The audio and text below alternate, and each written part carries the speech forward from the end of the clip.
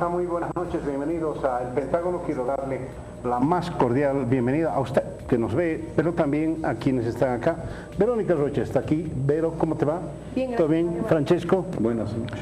Y hoy cuento con dos ilustres invitados. Quiero dar la más cordial bienvenida a Iván Lima. Doctor, Buenas noches. qué gusto verlo, doctor. Al que se sienta ahí lo doctorea, así que no sé. El lugar del doctor. Y está con nosotros José Carlos Campero, que es economista y estuvo con nosotros alguna vez. ¿Cómo estás, José Carlos? ¿Todo bien? Buenas noches, Mario, Vero, Francesco, Iván. ¿Todo bien? Buenas noches. Bien, ¿de qué vamos a hablar hoy? Vamos a hablar, como lo ha anunciado, con esa ironía que le caracteriza Francesco. Es el responsable de las publicaciones del Pentágono. No, yo no, por ahí, por si acaso. Vamos a hablar de un tema que tiene que ver con algo que ha sido noticia en los últimos días, no, semanas, no, meses, no, años, no, décadas. Y en realidad la humanidad se ha enfrentado a este tema hace mucho tiempo, a tal punto que les voy a dar una lista de personas que han vivido sobre todo en el siglo XX y que tienen que ver con esta situación. ¿Recuerdan a Freud? ¿A Maradona? ¿Lo recuerdan? ¿A Kurt Cobain? ¿A Sartre? ¿A Truman Capote? ¿A Jim Morrison? ¿A Whitney Houston? ¿Al señor Philip Seymour Hoffman era, ¿no? Heath Ledger, varios. Jaime Michael Sanz. Jackson. Jaime Sanz también. Claro, Bueno, entre los bolivianos, sí. Sin ideas. La idea es que el uso de la droga es muy viejo. Hay datos que se remontan a la época precolombina, hablando acá de peyotes en el Imperio Azteca, cosas así de esta. La coca, no como se la utiliza en este instante, pero era pues un paliativo en esa época. Pero posteriormente y en los años, al comenzar, incluso un poco antes de la mitad del siglo XX, las Naciones Unidas comenzaron a ver qué es lo que estaba pasando. Primero con el opio, luego con un montón de drogas, pero en 1963, entiendo, o el 61, no estoy seguro, hablaron sobre la coca en Bolivia, en el Perú y en Colombia, sobre todo en esos tres países, y le dieron una cantidad de años razonable para que se elimine la coca, se eliminen las plantaciones de coca. Mala idea, porque uno, chocaron con un asunto cultural y dos, chocaron con un asunto económico, de oferta y demanda. Y bueno, Bolivia no escapó de esa situación. Yo recuerdo en los años 60 se hablaba de la pichicata. Y quien traficaba con eso, o por lo menos lo que usaba, era pichicatero. Era malo y yo lo veía de lejos. Muy niño además. Pero la mayor parte de la gente lo miraba de lejos y decía, ¿qué es eso? Pero en los años 70, Banzer. Los 80 peor. El año 80 peor, García Mesa. Y de pronto ya se empezó a hablar con mucho entusiasmo de la cocaína y del chapare. Y llegaron incluso periodistas norteamericanos de reconocida fama, como los programas de 60 minutos, y estoy recordando a periodistas norteamericanos que llegaron acá, incluso entrevistaron en 60 minutos a Luis Arce Gómez, que hoy está en la cárcel precisamente por el tema del narcotráfico. Fue el año 80, y posteriormente el 82, casi todos los gobiernos que vinieron después de Nancy Lesuazo tuvieron alguna ligazón, más que ligazón, algún problema con el tema del narcotráfico. ¿Por qué? Porque el estigma ya estaba puesto. Estaba puesto ya en el gobierno dictatorial de Banzer, con García Mesa, y de pronto el jefe de lucha contra el narcotráfico que se reúna con Roberto Suárez Gómez, que pasa a ser un nombre más o menos parecido al de Pablo Escobar o al Chapo Guzmán, y además los escándalos posteriores y el prefijo narco que viene a involucrar a un montón de gente. El narcovideo las narcofotos, el narcoavión, un montón de cosas así. Y el narcotráfico se convirtió en un momento dado en un elemento para descalificar a cualquier gobierno, porque sí, hay narcotráfico en nuestro país, lo hay. Y sucede que hace 13 años el gobierno boliviano, que se encargó de expulsar a la DEA norteamericana y se encargó de expulsar a la NAS, y de expulsar al embajador norteamericano, dijo que iba a luchar verdaderamente contra el narcotráfico. Y hace 13 años el presidente de Bolivia es el presidente de las 6 federaciones del trópico de Cochabamba. Y ya sabemos, no lo digo yo, lo han dicho las entidades relacionadas con el control de estupefacientes y de la hoja de coca, sobre todo, que el Chapare es el principal productor de coca ilícita en Bolivia. Y en este instante el asunto narco se ha vuelto noticia de todos los días, por policías, por clanes, por fotografías. Entonces uno no sabe si en realidad hay más narcotráfico en Bolivia o hay más celulares sacando fotos. De eso vamos a hablar a continuación, así que quien tiene los datos, muchos datos, es Francesco. Bueno, los datos están ahí y todos los datos apuntan a una conclusión. Yo empiezo de la conclusión, que el negocio del narcotráfico goza de buena salud. No es suficiente estos 2 últimos casos descubiertos, lo de Montenegro, que son independientes, inclusive parece que eran competidores, ¿no? Montenegro, que exportaba más hacia el Brasil, y estos de Castedo Candia, o Candia Castedo, que exportaban más hacia Paraguay. Parece era el destino de Paraguay, iba a Argentina y iba a Brasil. Hay datos oficiales sobre los cuales podemos ponernos como base, pero que muestran una serie de incongruencias. Si uno se pone a hacer números, Mario, uno encuentra, por ejemplo, que este informe de la FELC, sobre el cual se basa el artículo de hoy, el reportaje de hoy de página 7, tiene fallas. Es decir, si salen cada día 30 avionetas con hasta 500 kilogramos de cocaína, ninguna avioneta va a llevar 5 kilogramos. Obviamente estos vuelos deben ser entre 150 y 500, digamos 300. Entonces es realmente una cantidad de miles de toneladas de cocaína que no guarda relación con la cantidad de coca que se produce. No sé si tenemos tiempo, pues te puedo dar algunas indicaciones. No tenemos tiempo. No tenemos tiempo de hacerlo, pero aquí están los números, muestra que hay un factor 10 por lo menos, ¿no? La producción de Bolivia, según todas las fuentes, no supera la boliviana las 200 toneladas de cocaína. 200, 230, depende. ¿Por qué? Porque uno puede utilizar toda la coca del Chapare más, y esto es mi cálculo, un 50% de la coca de Yungas, porque la coca de Yungas está bien que entre al mercado legal de Villa Fátima, lo hemos dicho varias veces, pero de Villa Fátima por adelante se pierde la traza. Una prueba son las fábricas de cocaína del Alto. Evidentemente uno no lleva del Chapare al Alto para hacerlo, lo llevan a Santa Cruz, lo llevan al Beni. Entonces, considerando la cantidad de coca que se produce, los factores de relación entre las hectáreas, la coca, y un factor que ya internacionalmente se utiliza con los métodos nuevos de refinación, por cada kilogramo de cocaína se necesitan 150 kilogramos de hoja seca. Todos estos números te permiten calcular una cantidad de alrededor de las 200 toneladas.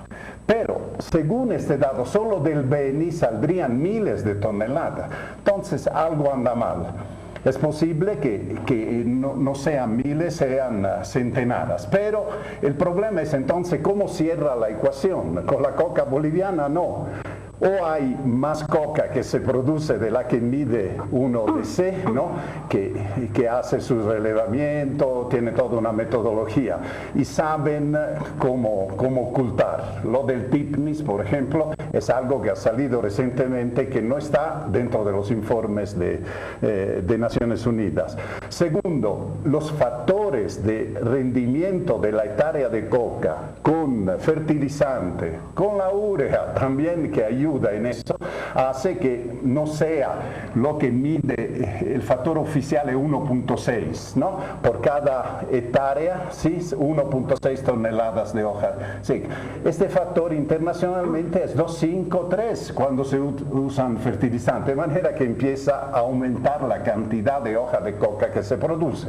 Y la que pasa por el mercado legal es fija. Hay muchas que no pasan por el mercado legal, la sunta, no solo el chapare, siempre hablamos del chapare, pero la sunta es otro. Y tercero, la relación, ¿no? De cocaína, pero sobre todo la coca base que llega del Perú y que es refinada ya en Bolivia con métodos que después nos va a contar seguro José Carlos, que son muy sofisticados. Esto hace que la producción de Bolivia puede multiplicarse por 2, inclusive por 3, algunos piensan, y que lo que sí es cierto que el punto de partida, la base de partida para ir a otros países, de ahí a Europa e inclusive a Estados Unidos, es Bolivia. Bien, José Carlos acaba de ponerte la pelota, Francesco, pero permíteme, ya que vas a hablar cómo se hace ese asunto, me voy a anotar. Muy bien. El tema es que, como Francesco bien dice, y estoy de acuerdo con todo lo que él ha mencionado, las características de las que tú mencionabas de los 60, 70, 80 a las de hoy han cambiado radicalmente. No solo en tecnología de producción, capacidades de producción, cantidad de personas involucradas en el negocio, nacionales e internacionales, medios de comunicación y sector financiero que han globalizado el mundo y que son dos herramientas que se sirve la gente que está en este turbio negocio, pero además los mercados de consumo han cambiado radicalmente de esa época a hoy. Antes pensábamos como el gran mercado de los Estados Unidos, hoy eso no va nunca más. Hoy los principales 3 mercados de consumo para la cocaína boliviana son Argentina, Brasil y Chile, y a través de esos 3 puertos de salida también el Asia y Europa. Esos son los nuevos mercados, son mercados mucho más cercanos, lo cual le deja mucho más margen de ganancia a los narcotraficantes. Y por lo tanto nosotros tenemos una facilidad de llegar en términos logísticos a estos lugares, pero en cuestión de horas, ¿no?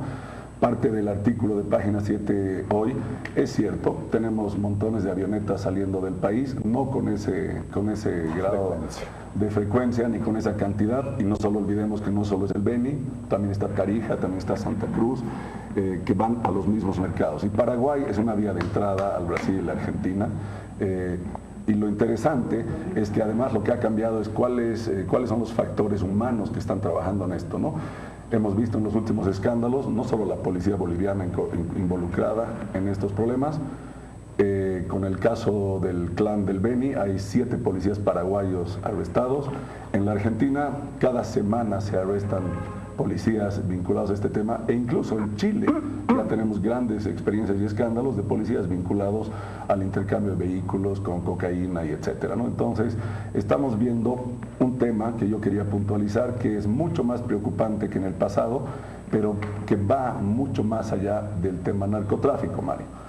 Hoy por hoy, después de los últimos grandes escándalos en Bolivia de los últimos 2 años, yo creo que el narcotráfico ya es un tema pequeño. Tenemos que seriamente empezar a enfrentar una temática de crimen organizado transnacional en Bolivia, negocio del cual son dueños ellos, el narcotráfico, pero no solo de eso.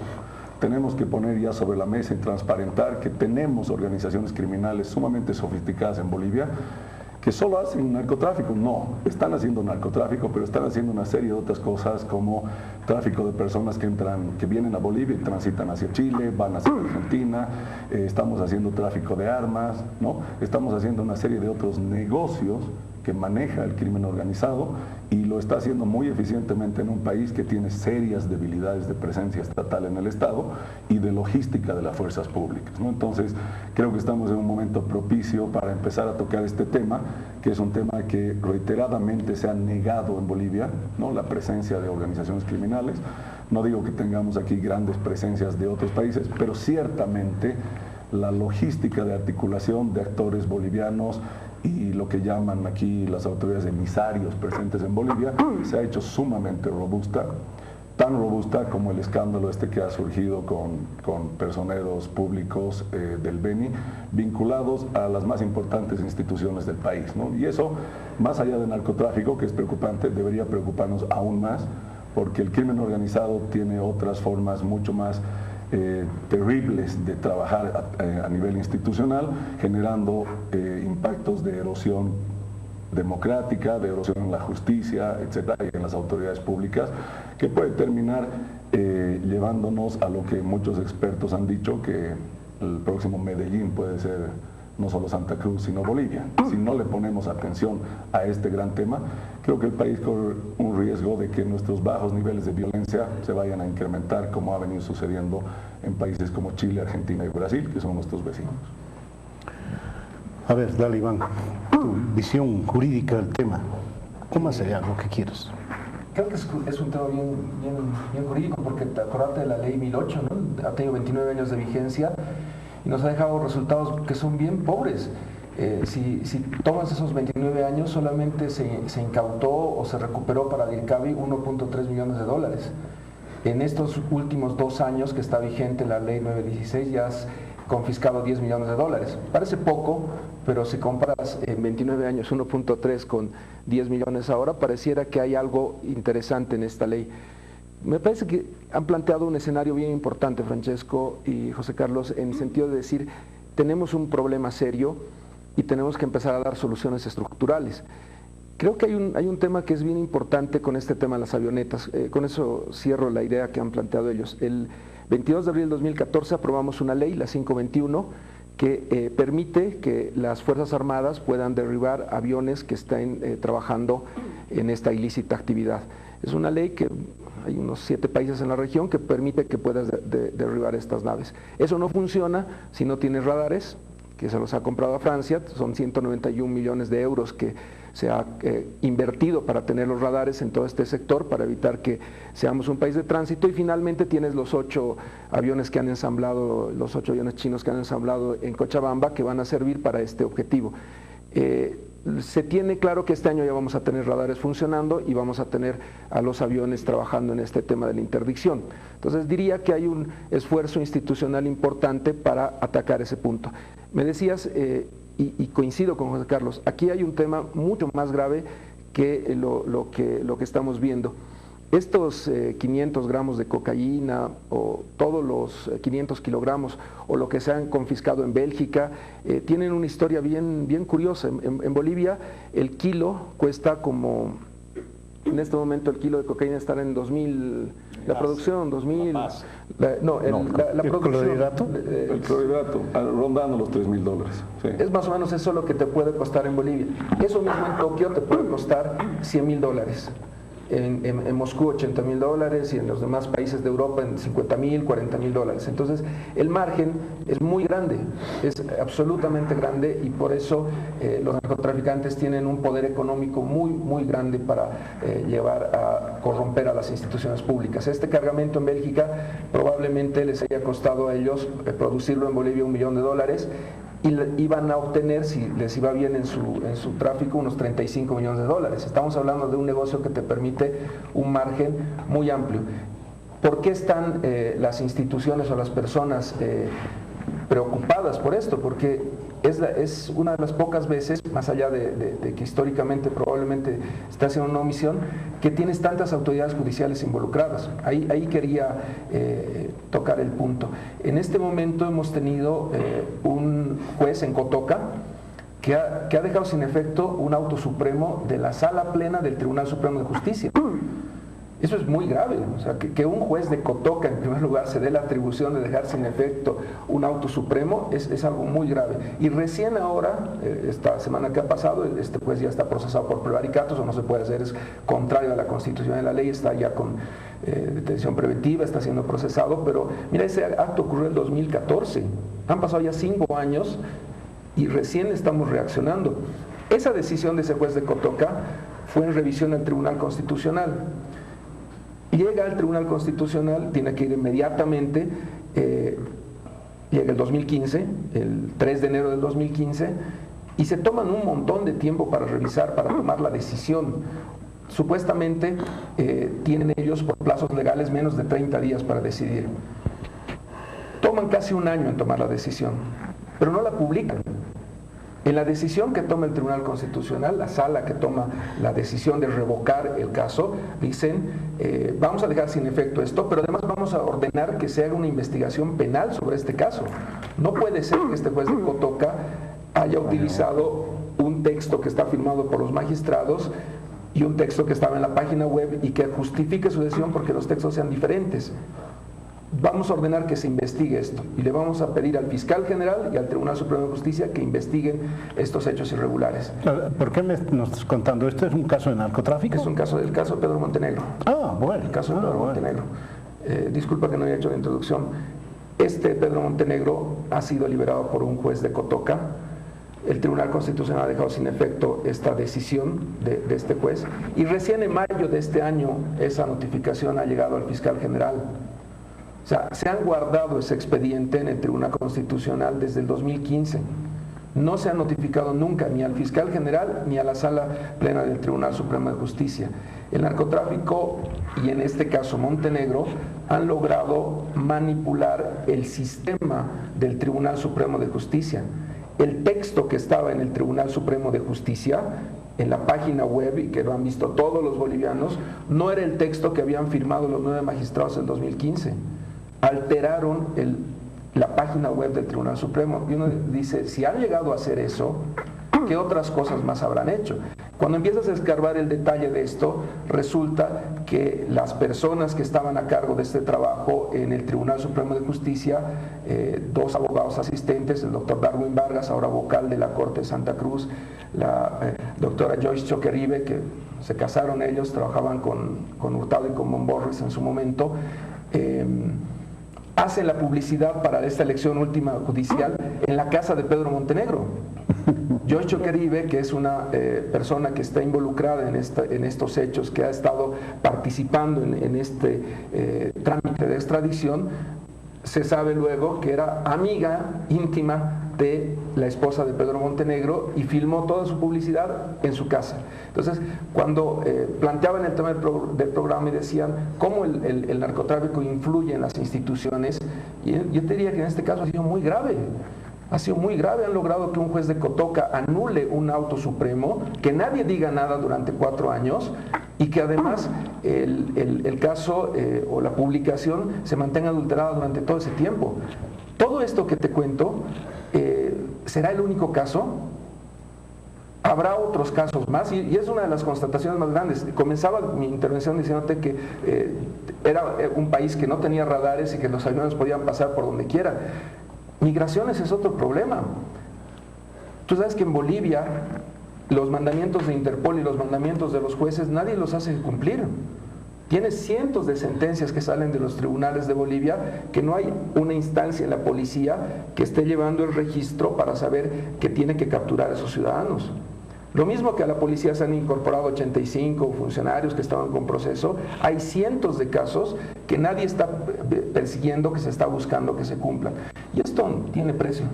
O sea, lamentablemente esos millones de dólares que se generan en el narcotráfico han penetrado a la policía. No voy a hablar de la policía, todos han hablado hasta el momento, pero no creo que sea menor la intervención del Ministerio Público y la Justicia. Y ahí el problema es estructural, necesitamos institucionalizar el Ministerio Público. Seguimos, ya estamos en junio, el fiscal ya ha asumido ya hace más de 8 meses, nos había prometido que iba a institucionalizarlo, no he visto hasta el momento ninguna señal de institucionalización de la Fiscalía. Y lo mismo en el Poder Judicial. Nuestro Poder Judicial no tiene jueces de carrera, no tenemos institucionalización. José Carlos puede comentar las experiencias del crimen organizado, cómo llega en países con mayor cultura democrática e institucionalidad. Estamos hablando de que este último caso de Mayerlin en el Beni, esa señora ha sido candidata al Tribunal Supremo de Justicia de Bolivia.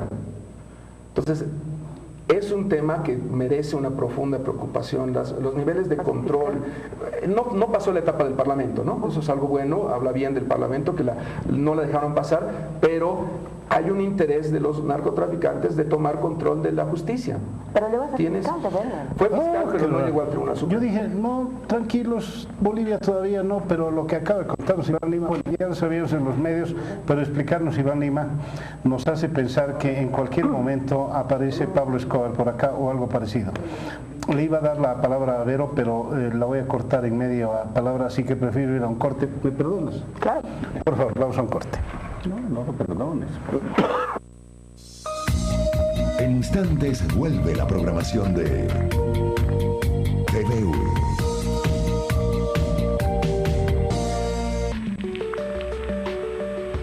Carecer de libros propios es el colmo de la miseria.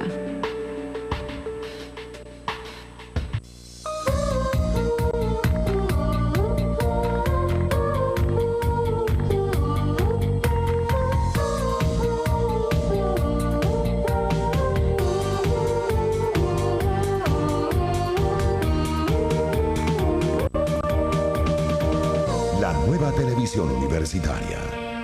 ¿Quieres ahorrar un mes de tu servicio de TV HD? Con Access puedes. Paga 6 meses adelantados y obtén 7 de servicio. Solo con nuestros nuevos planes permanentes, 6+1 de TV HD. Paga 6 meses de tu plan de TV HD y el séptimo no lo pagas. Paga 6 meses y el séptimo no. Y así para siempre. Access es top en HD, con 74 señales en la más alta definición. Suscríbete ya. Access, otro level. Presentación fiscalizada por la ATT. La Federación Universitaria Local de la UNSA informa que está en vigencia el proceso de inscripción al seguro contra accidentes personales para estudiantes de San Andrés. Los requisitos son: fotocopia de la cédula de identidad, fotocopia de la matrícula vigente, formulario de solicitud del seguro de accidentes personales, boleta de depósito bancario.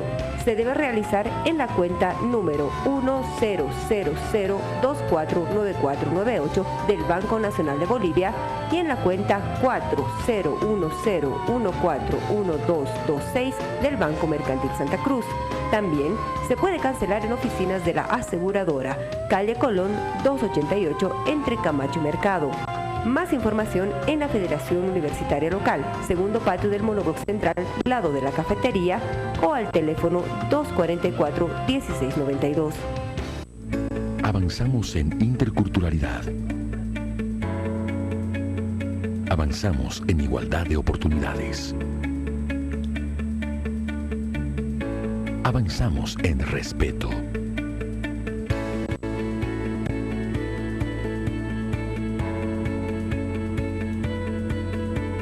Avanzamos en dignidad.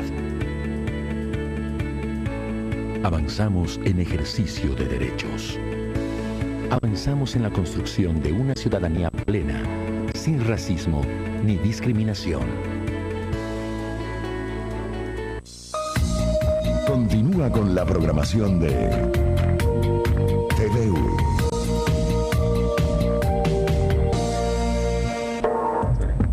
Dale. Bien, gracias. Seguimos con el Pentágono, este tema que me ha dejado a mí. No sé si a ti, pero dale. Bueno, yo aprecio mucho cómo se está generando el enfoque del tema que hemos tratado ahora. Por 3 razones. Me agradezco mucho la mirada larga que has hecho, Mario, porque me parece importante siempre sacar el tema del narcotráfico, o como bien llama José Carlos, del crimen organizado transnacional, del momento chiquito de la hora. Luego creo que la intervención de José Carlos ha permitido entender un poco la complejidad en la que se desarrolla hoy el narcotráfico, coludido de muchos otros sectores criminales que obviamente están afectando al país y al mundo. Y por supuesto, lo que ha hecho Iván es poner sobre la mesa trascendidos de la justicia, más bien, que bueno, eran conocidos, yo conocía varios de ellos, pero creo que los ha explicado con buen detalle como para entender. Perdón, eso es una palabrita, me llama. ¿Trascendidos? ¿O son hechos? No, son hechos que están investigados en la Fiscalía y en la Justicia. Lo digo que yo lo conocía como trascendido. Iván, como es de la materia, lo ha debido leer y demás, entonces lo ha hecho con mayor solvencia, digamos. Yo lo conocía como trascendido. Pero bueno, también lo conocía de buenas fuentes, entonces le daba algo de credibilidad. De todas maneras, rescato todo esto, ¿por qué? Porque me parece importante brindarle a la ciudadanía esta mirada por fuera de lo que se está viendo ahorita en la opinión pública respecto al narcotráfico. Ustedes saben que yo siempre muy crítica de los medios, estoy siempre mirando mucho el trabajo que se hace y tengo la impresión de que las últimas semanas, a reserva de lo que ha escandalizado al país en el tema de Montenegro, que ha destapado muchas cosas, luego en el tema de Beni, nos estamos quedando en la politización barata de estos tienen más, estos tenían más, son unas fotos, no lo son.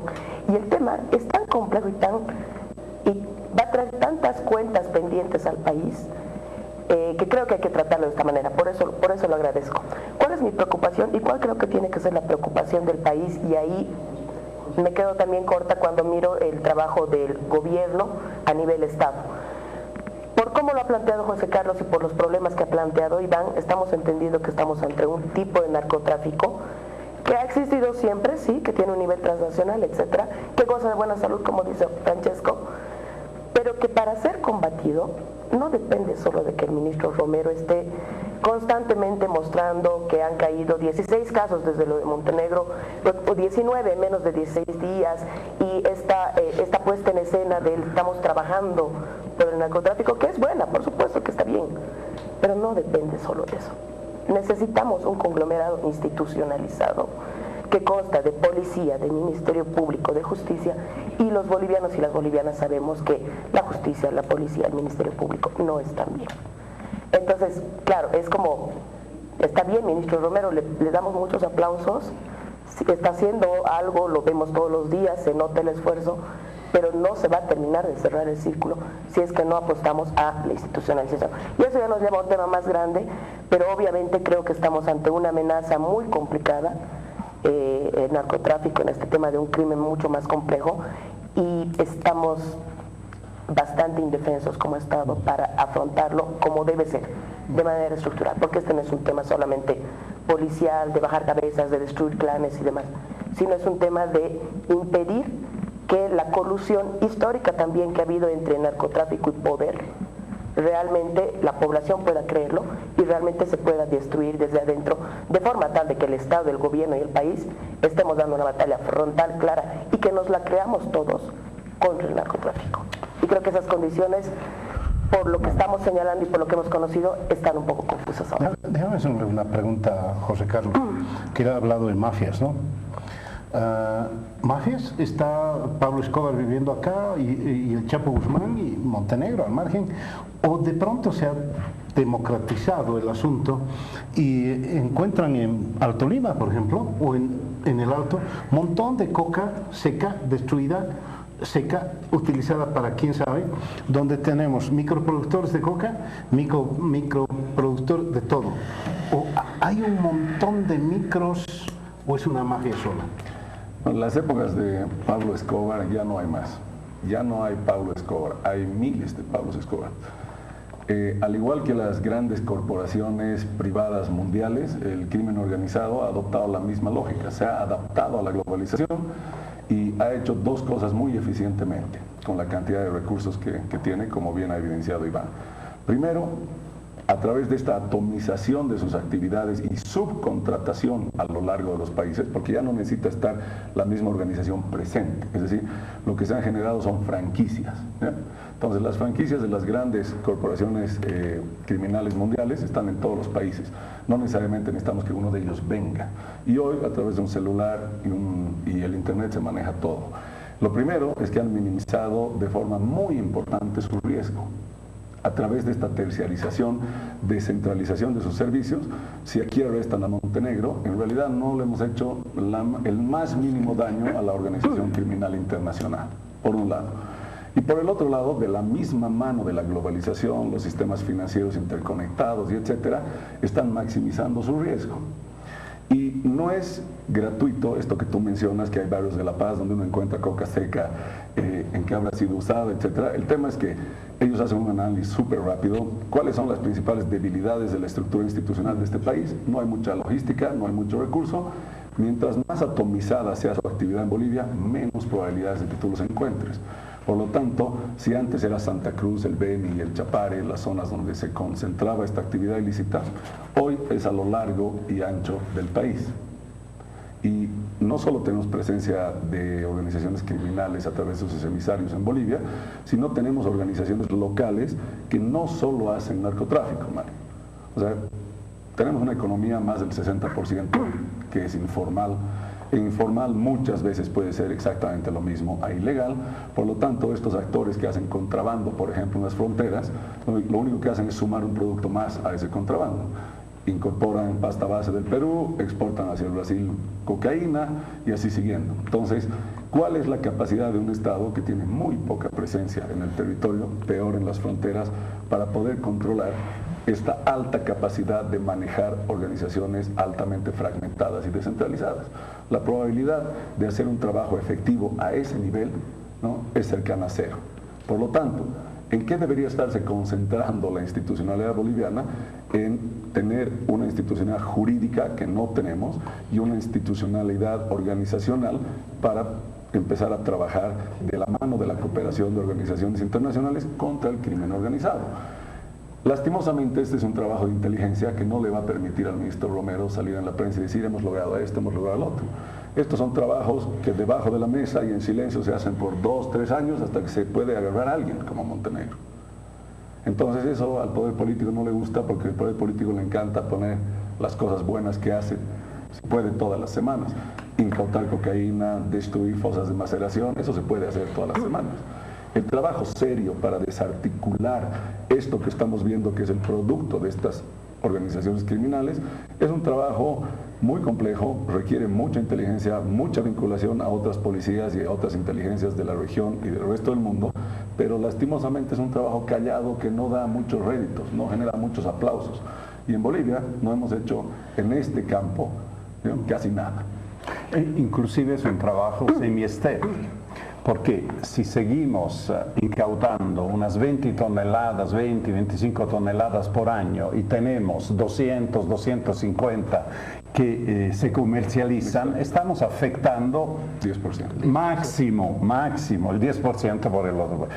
Yo quisiera volver a lo que decía Verónica. Está bien hacer consideraciones generales, pero los casos que se han descubierto nos traen enseñanza.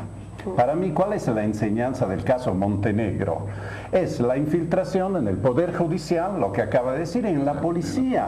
Nos hemos olvidado que el responsable de Viru Viru y del famoso aeropuerto de Chimoré, que para algo servía, ahora nos hemos dado cuenta, estaban metidos en eso. ¿Para qué habían contratado, digamos, dentro de su clan al policía responsable de eso? ¿Qué me hace entender eso? Que hay fallas fundamentales en la inteligencia dentro de la policía. Si tardan tanto a darse cuenta, ¿cuánto es la sentencia del 2014, verdad? Estamos ahora en el 2019. Es decir, algo está mal. Yo estoy de acuerdo que la DEA se ha excedido en muchas cosas, en el Chapare, metiéndose a erradicar, metiéndose con los productores, pero era un partner importante por la labor de inteligencia. Nosotros hemos estado unos años, después del 2008, cuando se expulsó a la DEA, sin tener una inteligencia relacionada con los países, por lo menos, interesados en el narcotráfico. Sucesivamente se hicieron acuerdos regionales. Y a mí me llama la atención, por ejemplo, que en el caso Castedo, donde no hay policías, aparentemente, no hay justicia ahí que se mueva, pero sí hay nexos políticos, bien claro, ¿no? Donde la responsables, digamos, del clan ocupa cargos importantes en la gobernación del Beni, es la que hace el juicio para destituir a Ernesto Suárez, y ya no se habla de foto, ¿no? Ahora se habla de álbum. Son álbum de fotos, de narcofoto, es decir, el narcoálbum, ya no se puede. Es decir, con todo el mundo, ¿quién no se ha sacado foto con Marialín Candia Castedo? Todo el mundo. Quiere decir que vivía de este círculo, y si lo hacía es por alguna razón, si no se dedica al negocio. Nadie que tiene un buen negocio a perder su tiempo sacándose fotos. los volteos en la policía, porque no termina, se descubre un caso y después cuánto de lo que se intercepta, que se incauta, después realmente termina incinerado. Hay muchos de esto y cada vez hay el sistema financiero permeable. Hay denuncias internacionales. Bolivia está desertificada, no solo por razones ideológicas. Al gobierno le gusta decir, no nos pueden ver porque no somos buenos muchachos como ellos quisieran, pero hay problemas institucionales, la policía, la justicia, el sistema financiero es bastante permeable. Si tú vas a depositar $1000 te hacen 100 preguntas, ¿verdad? Pero hay otros que depositan 100.000, llaman, no, es gran cliente, pasa nomás, ¿no? Entonces, la alarma en ese caso ni siquiera... Y el tema de los radares, a mí me ha llamado la atención que en el caso del Beni, la mayoría de las avionetas del Beni, lo más cerca es a Brasil. ¿Por qué no van a Brasil? Es lo que tú decías, el efecto cucaracha se llama, ¿no? Internacionalmente. Sí. Brasil ya ha empezado a poner radares, tiene aviones, ha bajado ya, ha hecho caer avionetas, las ha obligado a aterrizar, si no aterrizan la derriban. Entonces Paraguay parece, ¿no?, donde la frontera es más laxa, es más fácil llevarlo, y después hay tanta frontera con Brasil, con Argentina, que no hay que hacer. Entonces, hay enseñanzas que vienen de estos casos grandes que se descubren a veces accidentalmente, hay que decirlo. Yo espero que sea como tú digas, ¿no?, que están investigando, están haciendo. Otros creen que más bien, ¿no?, le han puesto un paraguas bastante eficiente para que no haya nada. ¿Qué hacer, Iván? Mira, yo lo que sé es lo que no hay que hacer, y te lo digo porque lo hemos hablado varias veces con José Carlos. Nuestra Fiscalía y nuestro Poder Judicial no está persiguiendo esto, no está buscando lavado de dinero, tiene muy pocas condenas a narcotraficantes grandes, por eso esto es noticia, porque es excepcionalmente. Del total de casos que hace nuestra Fuerza Especial de Lucha contra el Narcotráfico, los fiscales y jueces, es de ataque a los consumidores. Tenemos un sistema que es absolutamente perverso. El sistema boliviano está atacando a los microtraficantes y a los consumidores. Y en la región, en el mundo, ya se han dado cuenta todos que no puedes penalizar, por ejemplo, el consumo de la marihuana. Hay algunas cosas que no deberíamos hacer. Nos estamos concentrando y usando los recursos para cumplir una cuota en las cárceles y quedarnos tranquilos con nuestra conciencia de que tenemos a los narcos en las cárceles. Y ese es el eslabón más débil de los consumidores y los microtraficantes. Tenemos que tomar medidas estructurales para eliminar la penalización a los consumidores y para dejar de perseguir al microtráfico como lo hemos estado haciendo. ¿Otra vez eso? Perdón. Tienes que decir, no, está bien, te entiendo. ¿Estás diciendo que el que agarre 2 gramos de cocaína no pasa nada? Si es consumidor no pasa nada, porque no puedes penalizar al consumidor. Eso es un principio que la experiencia nos ha demostrado. El consumidor podrá ser una persona enferma, podrá ser una persona que cause problemas en la sociedad, pero no lo vamos a resolver el problema metiéndolo en la cárcel o procesándolo. La verdad que... ¿Y el microtráfico? Es un enfermo, digamos. Es un enfermo, definitivamente. El microtráfico lo que hace es desgastar todo el trabajo de la Fiscalía, la Policía y el Judicial en un montón de casos, el 90% de los casos, y nos quita la atención de estos casos que son relevantes e importantes. Creo que el tema del microtráfico tiene que tener otro tipo de soluciones. No tenemos en este país instituciones que acojan a estas personas consideradas problemáticas. Las llevamos a las cárceles. Y eso, además de ir contra los derechos humanos, genera niveles de crueldad y de maltrato en las cárceles a estas personas muy crueles. Son prácticamente los esclavos dentro de la cárcel, que es un lugar que ya en sí es muy cruel. Entonces debemos empezar a reflexionar sobre qué rol estamos tomando como sociedad con los consumidores y con la gente que está en este tema de microtráfico. Sí, creo que eso es lo que no debemos hacer. Cuando planteas qué se debe hacer, planteaba el tema de los radares, de los aviones, pero hay un tema aquí de la UIF que tiene que ser muy relevante. O sea, yo creo que todas estas mafias y todas estas estructuras organizadas, si las golpeas en lo económico, es donde realmente tienes resultados y tienes una mejora en las condiciones de combate al narcotráfico y a las otras mafias. No encuentro muchos casos relevantes de la UIF presentados, y menos que terminen con una sentencia en la Corte Suprema. Creo que tiene que mejorar el trabajo de la UIF, y te diría que cuando reclamo institucionalidad de la Fiscalía, de la Policía y del Judicial, tiene que tener mayor mayor relevancia la auditoría pública. Pocas personas, José Carlos uno de ellos, muestran los resultados que hay a fin de año de la interdicción del narcotráfico, y es sugerente que ese 10% del que habla Francesco nunca tenga gente detenida. O los detenidos sean el guardia, el portero o el piloto. No tienes gente que detengas. Y este dato que te doy, me ha parecido al venir al programa, lo revisaba, que tengas 1.3 millones de dólares confiscados por el equivalente a DIRCABI bajo la ley 1008, es algo muy malo.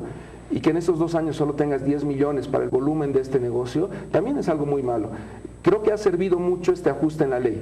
Ahora puedes hacer escuchas vigiladas, puedes hacer entregas vigiladas. Hay mecanismos que están en la ley que con la abrogación del Código del Sistema Penal no han entrado en vigencia absolutamente plena, pero hay un ajuste normativo.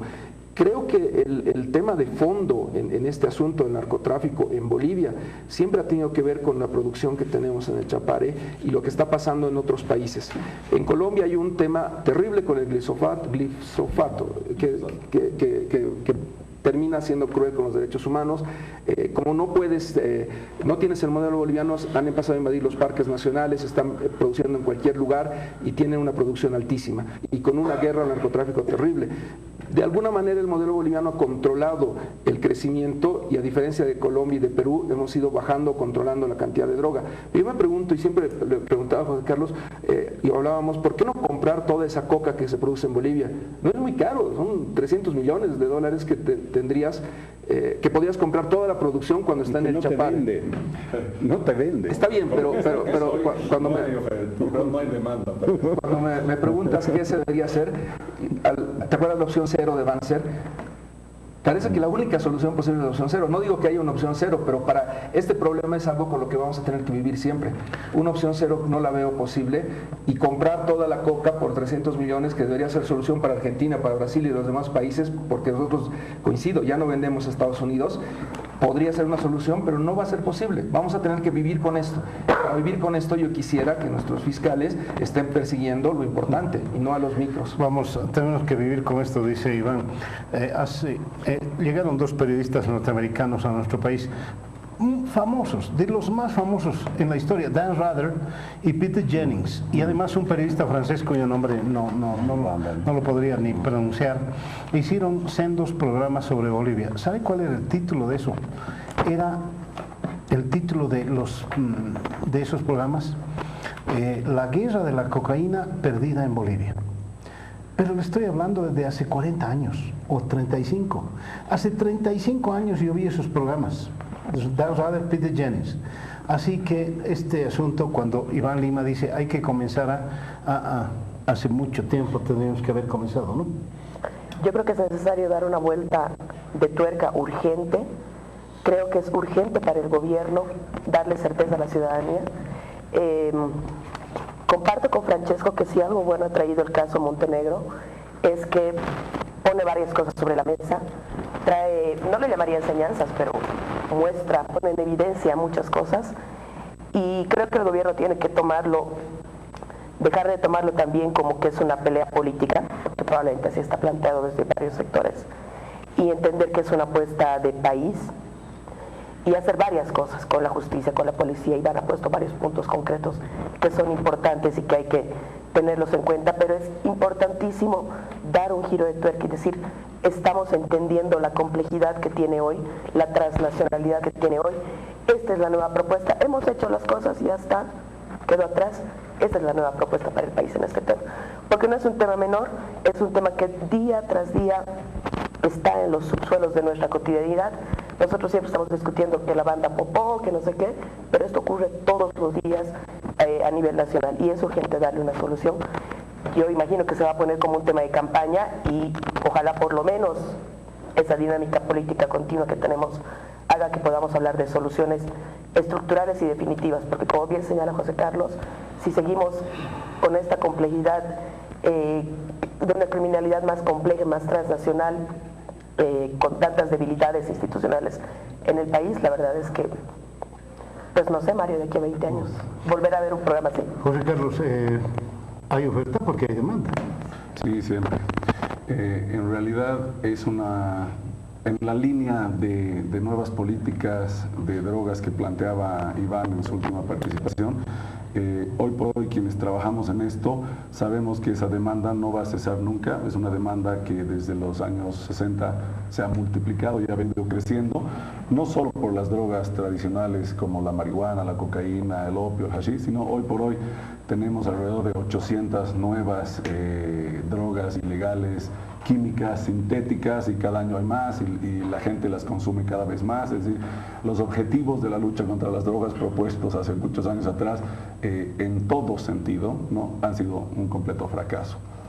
O sea que yo creo, como bien Iván ha dicho, y es algo en lo que compartimos muchas plataformas y trabajamos en eso, tenemos que ser mucho más innovadores, tenemos que agarrarnos de la experiencia internacional para tener nueva legislación en estos temas de forma tal de podernos enfocar en aquello que es importante. Yo quiero complementar algo que decía Francesco, esta vinculación a los niveles de poder y niveles institucionales tan altos en Bolivia del narcotráfico, que es un tema que me preocupa porque conociendo lo que pasa en otros países, porque no es el único caso aquí, el crimen organizado se comporta de esta forma en todas partes del mundo, lo preocupante es que aquí lo haga a niveles institucionales de poder tan altos, ¿ya? Cuando para narcotráfico no se necesita llegar a sacarse foto con el ministro, con el presidente, con la diputada, ¿no? O sea, es un trabajo de penetración institucional a mandos medios hacia abajo, allá donde se operan las cosas, allá donde hay el encargado de cambiar la página web, como nos ha dicho Iván Lima, ¿no? Entonces a mí me llama mucho la atención que estas personas tengan una llegada tan fácil a esferas de poder tan altas, ¿no? Eso debe llamarnos la atención a todos, porque eso significa que realmente tenemos un montón de ventanas abiertas. Confío en la buena fe de nuestras autoridades, uno al final se termina sacando fotos con todo el mundo, especialmente cuando es famoso, ¿no? Pero la facilidad que todos estos escándalos nos han estado mostrando de forma reiterada de poder llegar tan fácilmente a estos niveles tan altos es preocupante y debe llamarnos la atención, porque personalmente creo que para hacer narcotráfico en Bolivia no se requiere ir tan arriba. A ver, rapidito, tengo 3 minutos nada más. Simplemente, que no solo que el problema subsiste, ¿no?, después de tantos años y de haber experimentado con DEA, sin DEA, etcétera, sino que está empeorando. El reporte aquí de Naciones Unidas, digamos, ¿no?, sobre la incautación de cocaína. La cocaína base destruida en 2018 fue un 24% menor, ha llegado a 10 toneladas, digamos, número redondo, pero 95% de incremento en la incautación de clorhidrato de cocaína. Es decir, hay una una evolución, llamámosla así, de la industria boliviana, de la industria agroquímica debería llamarse, hacia una refinación, hacia niveles de modernidad. Estamos llegando casi al mismo nivel, estamos en 8 toneladas contra 10 toneladas incautadas. Si aplicamos el factor que el 10% más o menos, los volúmenes ya de clorhidrato de cocaína que se fabrican y se exportan desde Bolivia deben hacer preocupar a todos los países. O sea, ese rótulo de que somos un país de tránsito ya no es más. En los 80s éramos un país productor netos de pasta base, que era refinada en Colombia por Pablo Escobar y sus muchachos. Hoy, dadas las características que menciona Francesco y que las podemos leer en todos los informes, Bolivia es un país neto productor de clorhidrato. O sea, ¿Qué es la pasta? Es decir, ¿qué es la cocaína en su estado puro, no? Claro. O sea, eso que Iván dice que cuando llega a un país europeo vale $80.000, sí, pero aquí vale 3.000 el ladrillo de 1 kilo, allá vale ese mismo ladrillo 80.000, pero cuando ese ladrillo se corta en 7 kilos, ¿no?, y se vende en la calle, llega a valer $350.000. Es decir, estamos pasando de 3.000 a 350.000. Ese es el margen de negocio al detalle, ¿no? Vendiendo cada gramo mezclado con todo, exactamente, ¿no? Entonces, lo que hay que, creo que hacer un poco es la señal de Francesco. Debemos sincerarnos respecto a lo que está pasando. Y lo importante, esa vuelta de tuerca que dice Vero, es tenemos que plantear cosas serias de aquí adelante. Creo que hay un momento de oportunidad, que es este momento electoral. Esperemos que nos pueda generar algún tipo de lineamiento. No soy muy expectante de esto, pero deberíamos, creo, al menos desde aquellas instituciones que trabajan en esto, generar una plataforma para preguntar qué vamos a hacer, quien sea que sea presidente, qué vamos a hacer con estos temas que están estructuralmente incorporándose a la agenda política, ¿no? Estos delitos se están incorporando a la agenda política, como lo ha dicho 2 veces Verónica, ¿no? A nivel nacional. Bien, José Carlos, te agradezco muchísimo por haber venido. Iván, no, muchas gracias.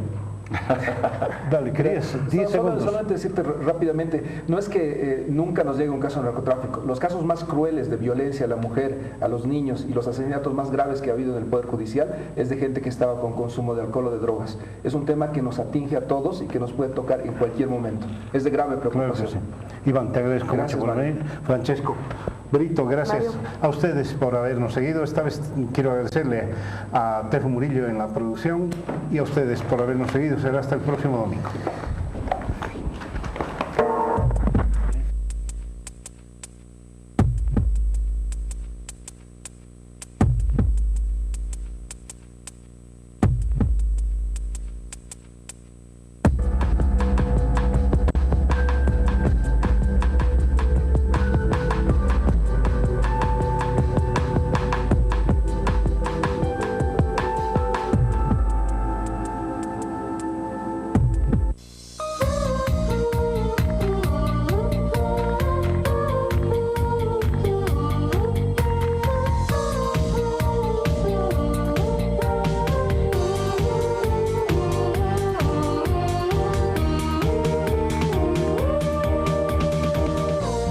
Televisión Universitaria.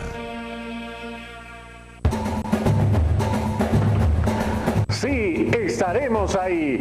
Copa América 2019. Televisión Universitaria y unidades en vivo desde Sao Paulo, Río de Janeiro y Belo Horizonte. Siguiendo a la verde, porque el deporte nos llama. Ahí estaremos. Gran encuentro.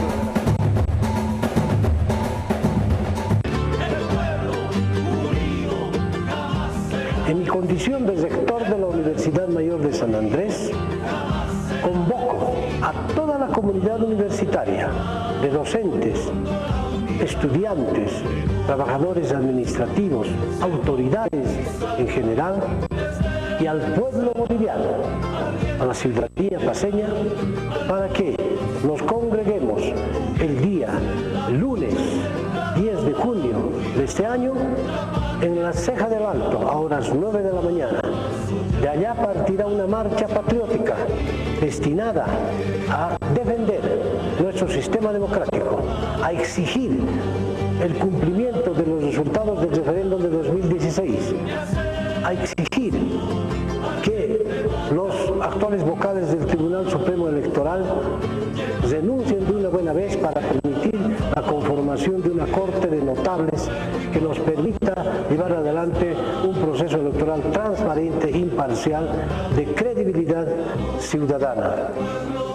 Esperamos a todos y a todas este lunes, no se olviden, 10 de junio, 9 de la mañana, partiremos de la Ceja del Alto rumbo a la sede del Tribunal Supremo Electoral. ¡Viva Bolivia! ¡Viva la democracia boliviana! ¡Viva el pueblo boliviano!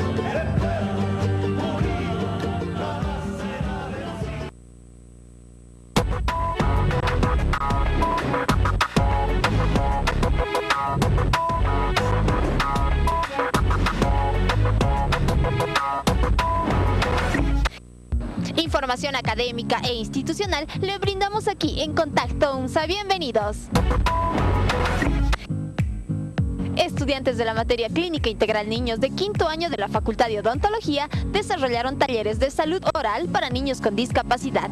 Con el propósito de conjuncionar la teoría y la práctica, la Facultad de Odontología realiza constantemente actividades de interacción social para mejorar la salud oral en los niños. Niños, lo que hacemos es enseñarles con palabras interactivas, por ejemplo, la técnica de la escoba, como si estuviéramos barriendo, entonces, como barriendo la casita y también el trencito. Esas son las técnicas. Con los niños tenemos que utilizar palabras que a ellos les guste, que los relacionen con juegos. Nosotros estamos organizando esta actividad con el objetivo de mejorar la salud oral de todos los niños con capacidades especiales que se encuentran en este hogar. Estamos haciendo promoción de la salud oral para que los niños en realidad o sea, se ambienten ya sea al especialista o al odontólogo, y a la vez los estudiantes que acá están también se adecúen o estén en contacto con este tipo de personas que tienen capacidades diferentes. Pienso dejar un granito de arena en el corazón de mis estudiantes para que después logren trabajar con los pacientes, porque son personas humanas igual que todos, que tienen las mismas lesiones de caries. Y por otro lado, mi objetivo también es que los niños pierdan el miedo al odontólogo. Diente, muela y encía. ¡Adelante, odontología!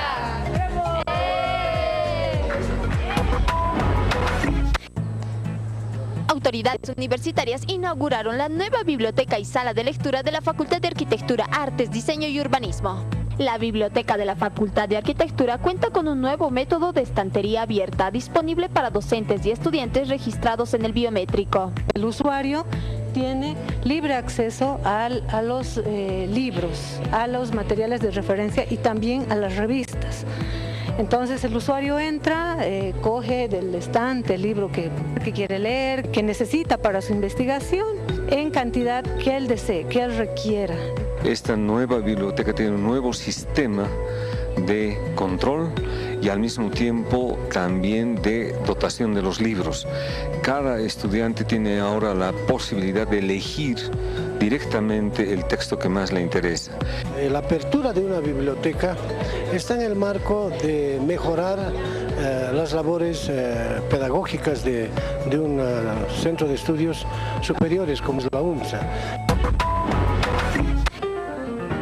La carrera de Bibliotecología y Ciencias de la Información fue acreditada. La primera